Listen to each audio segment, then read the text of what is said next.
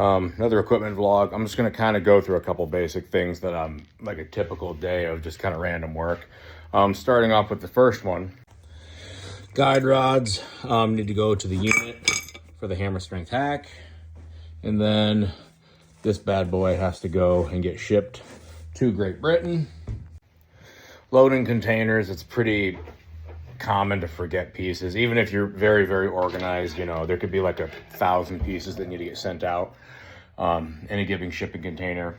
And occasionally you miss some, but you know, it does well to make sure you get those sent in hopefully a timely manner. So the overseas guys don't have any trouble. Other stuff. Just basic shit running a gym. I have some Febreze plugins and some of them Glade sprayer refills to put in the bathrooms. In a strength gym, the bathrooms get blown up, so I like to have it at least smell somewhat good in here.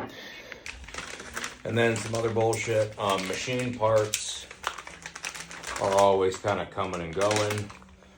When you're putting machines together, obviously it's pretty common. Pieces go missing, parts go missing. Probably 1 in every 4 machines I get in is going to have a pretty crucial part missing from it. And I don't blame anyone for that. The machines, stuff falls off and stuff breaks. In particular, gas shocks break. If you were wondering, from what I have found, gas shocks are some of the hardest pieces to find and replace. And kind of knowing which ones are the right ones and which ones are not is hard. So what I've found, especially if you're lucky enough, the pieces are just going to plug into little eyelets that kind of look like that. They have little balls on the end that guy right there will fit into. If you can install those, basically you can get these generic pretty cheap. If you get the ones for specific machines, which I obviously recommend, if you can find the ones that are for the specific machine from like Full Circle Padding, do it. That way you can at least guarantee that they're going to fit. Otherwise, if you can get a measure on the compressed length and then the extended length, you can usually ballpark pretty close to what you're going to need. Usually it's a foot lever that needs the gas shock. That's probably the most common one. And then you can just install these. Like I said, they're cheap enough where, I mean, it's not like I encourage the scatter shot approach, but if you get a couple, chances are you're also still probably going to save money off of getting the specific one for the specific machine. So you can get these on Amazon. Just look them up, make sure you have your length and a relative poundage, and you should be able to find them all right. Next item on the to-do list, this fell off a treadmill. It's pretty easy install. You just put some screws into it and toss it back on, so I'm going to go do that real quick.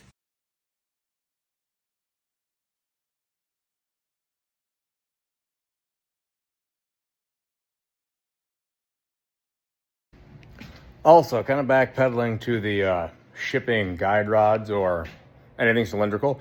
I think it goes without saying, but a really good way to do that is to keep all of your barbell shipping sleeves. You can cut those down to pretty much any size. And then you just tape the shit out of them. Loading horns ship really easily in those tubes. All right, more stuff. I had a buddy of mine drop some stuff off back over here yesterday, so I'm going to go ahead and get that sorted, pictures taken, and moved in to the back area. All right, next, I got a couple random sales today, and then I got some coaching in the afternoon. So in the meantime, I'm gonna try to slap together a couple machines. Got a VR2 leg extension and a VR2 abductor that are probably first on the list. These two little fellers, they just need the weight stacks basically put on them. Probably gonna leave the shroud off that leg extension just because it's a little bit easier to move around.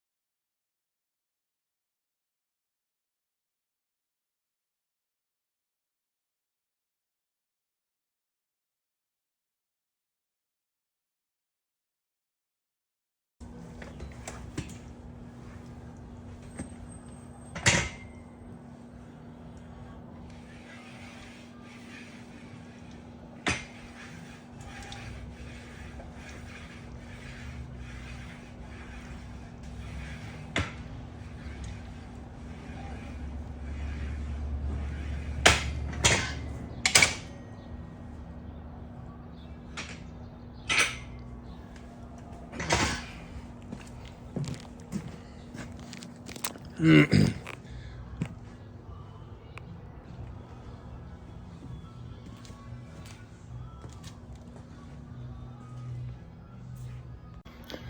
know, I've always said putting together machines is often like slamming your dick in a door till it latches. And it could be a simple machine like a VR2. It doesn't matter. There's going to be something on it that takes longer than it should, or a bolt that's stripped, or doesn't go in all the way, or the fucking weight stack falls on you. It's just a patience game. You slam your dick in the door long enough and you'll get the thing put together.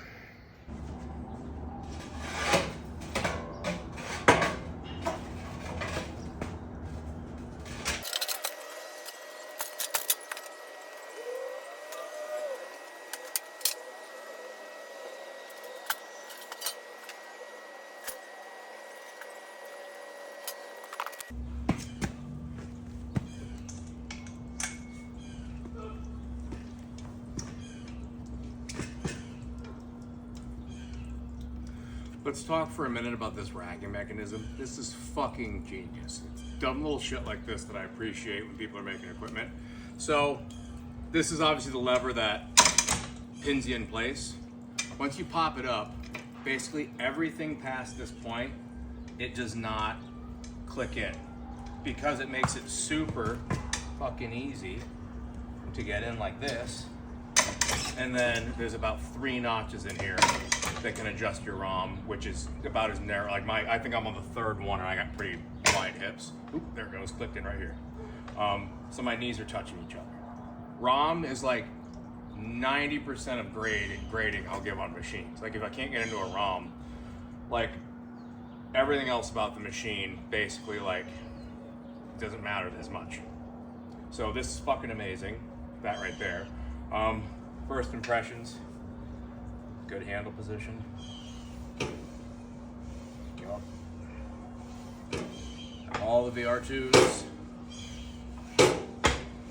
By the way, that's what happens if you don't put the snap ring on the bottom side, especially if the guide rods are kind of gritty. So learn from my mistake right there. But that aside, it's a VR2, it's smooth as fucking butter. That's a cool idea. Weight stack's probably a little light, such as my complaint on basically every abductor that's not plate loaded. It's a great machine. It's a great machine.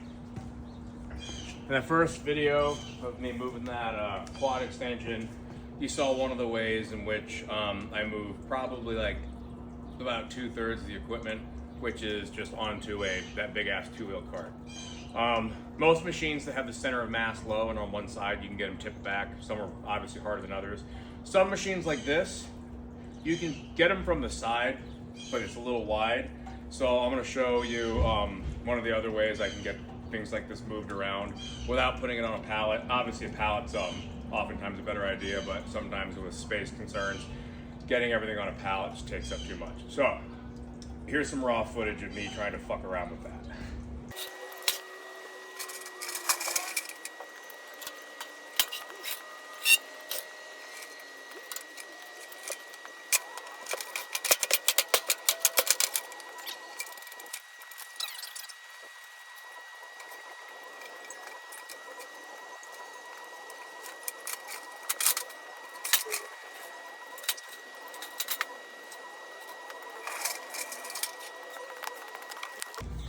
All right, so here's the 4 VR2 pieces I picked up last week, all put together. That's the abductor,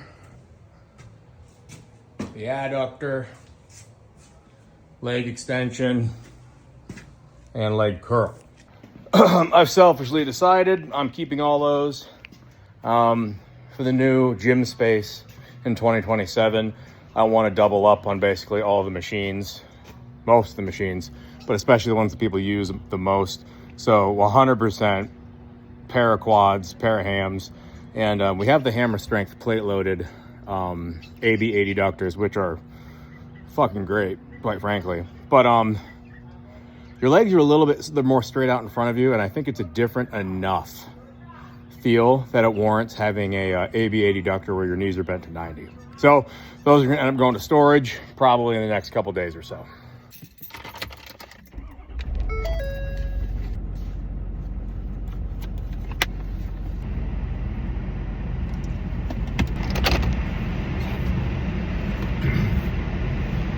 Jesus, my fucking hairline looks bad. All right. It is about 1 p.m. I'm gonna go drop off those guide rods at USPS. Probably gonna go grab lunch, which today is rotisserie chicken. Shocker for anyone who knows me. Then I'm gonna come back. I got a couple more machines to build. Coaching classes at 4 p.m. and I got a client at 5:30. After that, that's probably gonna about do it for me today. I have to train after that, but it's kind of a shoulders and arms kind of day, so nothing crazy.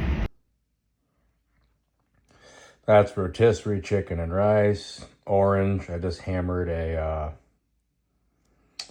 apple. All right, I just made it to my garage, and as you'll note, my hair gets progressively more fucked throughout the day. Couple things. Right now, I'm currently soaking plates and just recently hardware in oxalic acid. It basically just chews away the rust, and then I come over here and then just wire brush off very quickly the rest of the rust. Don't underestimate the how far just having like not rusty hardware will go in terms of like making your machines a little bit more aesthetic. Pretty much at all times, I'm gonna have something soaking in oxalic acid to take the rust off it. All right, this is probably about where I'm gonna stop for the day. I gotta go coach in about 15 minutes. I'm working on the Paramount rotary upper back piece. I fucking hate putting together Paramount pieces. I just think they're just kind of finicky. Some of the hardware is fucking stupid, but you know, we'll get her done and then I'm gonna be off to go coach. All right, just finished up coaching a 4 p.m. class over at our other gym, CrossFit Kilo, the gym CrossFit Kilo. I'm on my way back. I got a 5:30 p.m. client. That'll go till 6:30. And then I think I have one more sale to make today. And then I'm probably gonna finish putting a few machines together and then I gotta train for myself. All right, here's where we're at currently on the rotary back. I got the cams threaded. Pretty much just need to throw the weight stack on and she should be good to roll.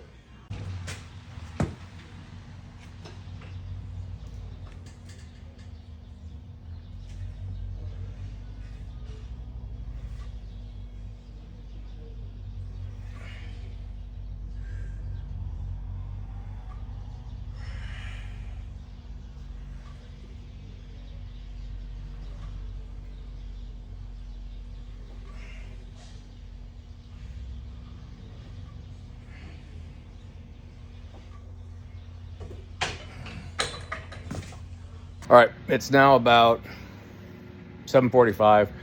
I spent probably the last 20 minutes kind of cleaning off some corrosion on some of my trailer lights, just to get them to light up. I'm gonna go take them in to get them, like some of the wiring fixed tomorrow. I decided I'm gonna go to storage units. I gotta grab a couple things, bring them in. I'll probably drop them at the gym or leave them in my trailer. And hopefully that's the end of the night. That should put me about 8:30, 9 o'clock. To finish the day.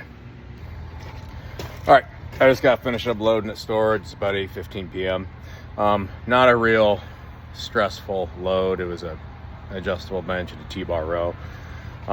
That's pretty typical day, up at 5 or 6 a.m. doing clients, and then pretty much either if I'm not traveling to get machines or pick up or drop off machines, I'm usually fixing machines, refurbing machines, moving machines around, shit like that. So appreciate you guys watching. I'll see you nerds in the next one.